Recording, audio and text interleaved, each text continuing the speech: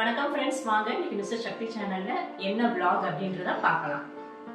Friends, இன்றைக்கி நம்ம cooking vlog பார்க்க போகிறது கிடையாது. இன்றைக்கி ஒரு ஃபங்க்ஷன் vlog தான் பார்க்க போகிறோம். இந்த ஃபங்க்ஷன் பார்த்திங்கன்னா ஹஸ்பண்ட் வழி சொந்தத்தில் தான் இன்றைக்கி இந்த ஃபங்க்ஷன் வந்து நடக்குது. இந்த ஃபங்க்ஷன் புப்புனித நீராட்டி விழா ஃபங்க்ஷன் தான். இது எங்கள் ஊரில் நடக்கலை. இது வந்து மதுரையில் நடந்ததுனால நாங்கள் ஒரு பெரிய பஸ்ஸாக பிடிச்சி ஃபேமிலியில் எல்லாருமே கிளம்பி ஒரு ஹாப்பி மூடில் போய்கிட்டு இருக்கிறோம் அப்படின்னு சொல்லிட்டு சொல்லலாம்.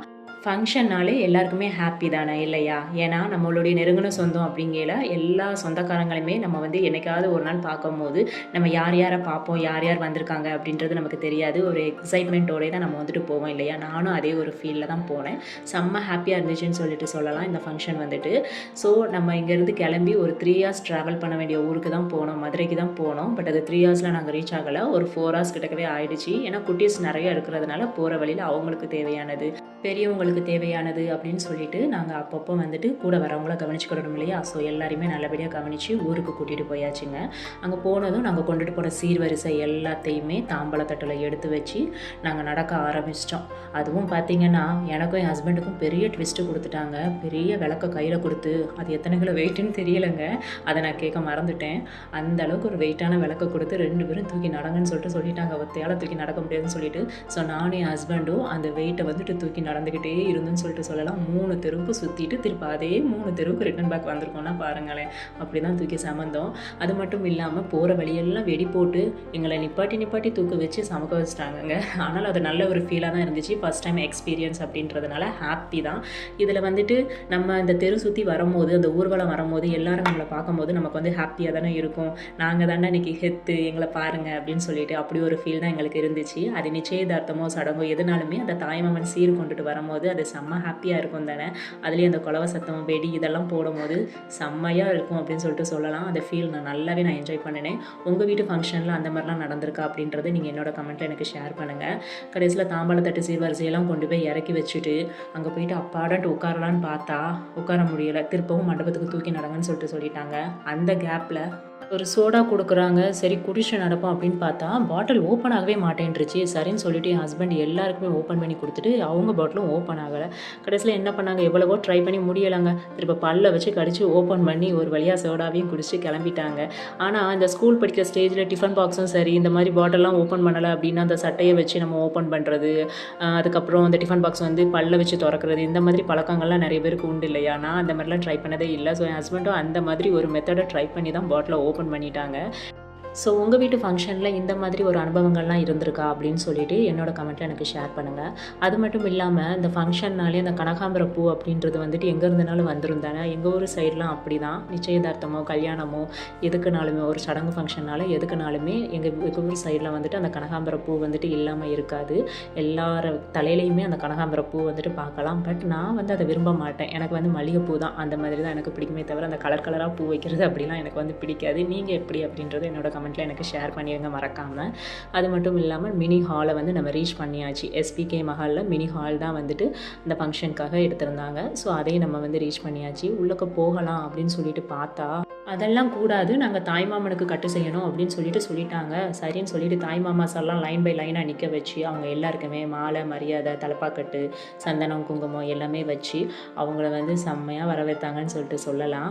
அந்த டைமும் கூட ஒரு பயமாக தான் இருக்கும் இல்லையா நமக்கு, அவங்களுக்கு மாலை இருக்குமோ, இவங்களுக்கு துண்டு இருக்குமோ, யாருக்காவது விட்டு போயிருமோன்னு சொல்லிட்டு நம்ம ஹார்ட் பீட் வந்து பட்டுன்னு துடிக்கும் இல்லையா? சும்மாவே பட்டுன்னு தான் துடிக்கும். அதில் இந்த நேரத்தில் ஹைப்பர் டென்ஷனில் வேகமாக துடிக்கும் தானே.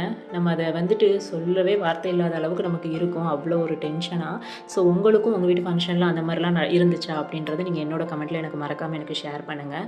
ஸோ எல்லாரையுமே நிற்க வச்சு இங்கே கொடுக்க வேண்டிய மரியாதை எல்லாமே கொடுத்தாச்சு. யாருக்குமே வந்து எந்த ஒரு குறையுமே இல்லாமல் எல்லாருக்குமே நல்லபடியாக செஞ்சுட்டாங்க அப்படின்னு சொல்லிட்டு சொல்லலாம். அதுக்கப்புறமா சரின்னு சொல்லிட்டு உள்ளக்க போய் சீர்வரிசை எல்லாமே இறக்கி வைக்கலாம்னு சொல்லிட்டு மினி ஹால்குள்ளே நாங்கள் மூவ் ஆக ஆரம்பிச்சிட்டோம்.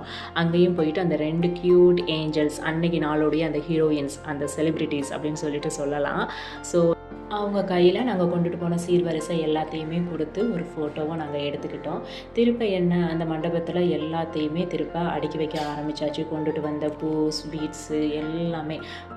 முன்னாலெல்லாம் அந்த ஏஜ் அட்டெண்டிங் ஃபங்க்ஷன் அப்படின்னாலே அங்கே வந்து கேக் பாக்ஸ் வந்து குமியும் பார்த்தீங்களா, சீனி, முட்டை அந்த மாதிரி. பட் இப்போல்லாம் அப்படி இல்லை. ட்ரெண்டிங்க்கு தக்கன எல்லாமே மாறிடுச்சுன்னு சொல்லிட்டு சொல்லலாம். அந்த கேக் பாக்ஸ்லாம் இப்போ பார்க்கவே முடிகிறது இல்லை. ஆனால் முட்டை, உளுந்து எல்லாமே அதெல்லாம் இருக்குது. அது போக இப்போ வந்து ஸ்வீட்ஸ் கொண்டு வர ஆரம்பிச்சிட்டாங்கன்னு சொல்லிட்டு சொல்லலாம். ஸோ அன்றைக்கி நாள் வந்து இப்படி தான் போச்சு. ரொம்பவே ஹாப்பியாக இருந்துச்சு. ஸோ உங்கள் வீட்டு ஃபங்க்ஷன் நடந்தப்போ உங்களுக்கு என்ன மாதிரியான சீர்வரிசையெல்லாம் வந்துச்சு அப்படின்றத என்னோட கமெண்ட்டில் எனக்கு ஷேர் பண்ணுங்கள். அதுக்கப்புறமா எல்லாருமே நின்று அவங்கவுங்க கொண்டுட்டு வந்த சீர்வரிசையை இந்த பொண்ணுங்க கையில் கொடுத்து அந்த செலிப்ரிட்டிஸோட கையில் கொடுத்து ஹாப்பியாக ஃபோட்டோஸும் எடுத்துக்கிட்டாச்சு. பட் இந்த ஃபங்க்ஷன் டைமில் கேமராமேனுடைய வேலை தான் பெரிய வேலை இல்லைங்களா சொல்லுங்கள். ஏன்னா அவங்க தான் ஸ்மைல் பண்ணுங்கன்னு சொல்லியே டயர்டாயிருவாங்க. இங்கேயும் அப்படி தான் நடந்துச்சு. பட் அந்த மாதிரி ஃபங்க்ஷன் நடக்கும் போதெல்லாம் அந்த மெயினான ஆட்கள் வந்து சிரிக்கவே மாட்டாங்க. சிரிப்புன்றது வராது, ஒரு வெக்கம் தான் இருக்கும் இல்லையா. ஃபைனலாக அந்த ஃபேமிலியில் எல்லாருமே நின்று ஒரு பெரிய ஃபோட்டோவை எடுக்கும்போது அது செம்ம ஹாப்பியாக இருக்கும் தானே. நான் அதை வந்து என்ஜாய் பண்ணேன். நீங்கள் எப்படின்றத சொல்லுங்கள். அதுக்கப்புறமா இந்த 2 ஹீரோயின்ஸும் போயிட்டு ரெடி ஆகிட்டு வர டைமில் நம்மளை போய் சாப்பிட சொன்னாங்க. நல்லதாக போச்சு. நம்ம வந்த டயர்ட்னஸ்ஸு தெருவழைச்சி வந்த டயர்ட்னஸ் எல்லாமே சேர்த்து நமக்கு செம்ம பசி ஆகிடுச்சு. ஸோ பந்திக்கு முந்தனும் படைக்கு பிந்தனும் சொல்லிட்டு சொல்லுவாங்கள்ல. அதுவும் இல்லாமல் சாப்பாடு வந்து பிரியாணிங்கும் போது நம்ம விட்டு வைப்போமா சொல்லுங்கள். போயிட்டு அளவோடு சாப்பிடுவோன்னு சொல்லிட்டு கொஞ்சமாக சாப்பிட்டுட்டு கிளம்பியாச்சு. அதுக்கப்புறம் இன்னும் அந்த 2 ஹீரோயின்ஸும் ரெடியாகி வந்துட்டாங்க. ஸோ அவங்களோட நின்றுட்டு ஃபேமிலியாக ஒரு ஃபோட்டோவும் நாங்கள் எடுத்துக்கிட்டோம். ஸோ அந்த ஃபங்க்ஷன் அன்றைக்கி நாளில் எங்களுக்கு இப்படி தான் போச்சு. உங்கள் வீட்டு ஃபங்க்ஷன் வந்து சிம்பிளாகவும் நடந்திருக்கலாம், கிராண்டாகவும் நடந்திருக்கலாம். அந்த ஃபீலிங்ஸை நீங்கள் என்னோட கமெண்ட்டில் எனக்கு ஷேர் பண்ண மறந்துடாதீங்க. இதில் யாருக்கு ஹாப்பியோ இல்லையோ தெரியலைங்க. என்னோட குட்டி பையனுக்கு ரொம்பவே ஹாப்பி. ஏன்னா சம்மர் ஹாலிடேக்கு அம்மா எங்கேயோ கூட்டிகிட்டு போகிறேன்னு சொல்லிட்டு சொன்னால், அதுவும் இல்லாமல் 3 hours 4 hours கிட்ட ட்ராவல் பண்ணி போனதுனால அவன் வந்து நம்மளை எங்கேயோ லாங் ட்ராவல் கூட்டிகிட்டு போகிறாங்கன்னு சொல்லிட்டு செம்ம ஹாப்பி ஆகிட்டான். பாடுறா இதுவும் கூட நல்லா தான் இருக்குது அப்படின்னு சொல்லிட்டு நானும் செம்ம ஹாப்பி ஆகிட்டேங்க. அதுக்கப்புறமா அங்கே இருக்கிற எல்லாருக்குமே டாட்டா பாய் சொல்லிவிட்டு ஒரு ஹாப்பி ஸ்டார்டிங்கோடு நாங்கள் கிளம்பிட்டோம். ஸோ வீட்டுக்கு வர்றதுக்கே அன்டைம் ஆயிடுச்சுன்னு சொல்லிட்டு சொல்லலாம். நல்லாவே இருந்துச்சு. ஸோ ஃப்ரெண்ட்ஸ், நம்மளுடைய சேனலில் இனிமேல்ட்டு இது போல் vlogs வரும்.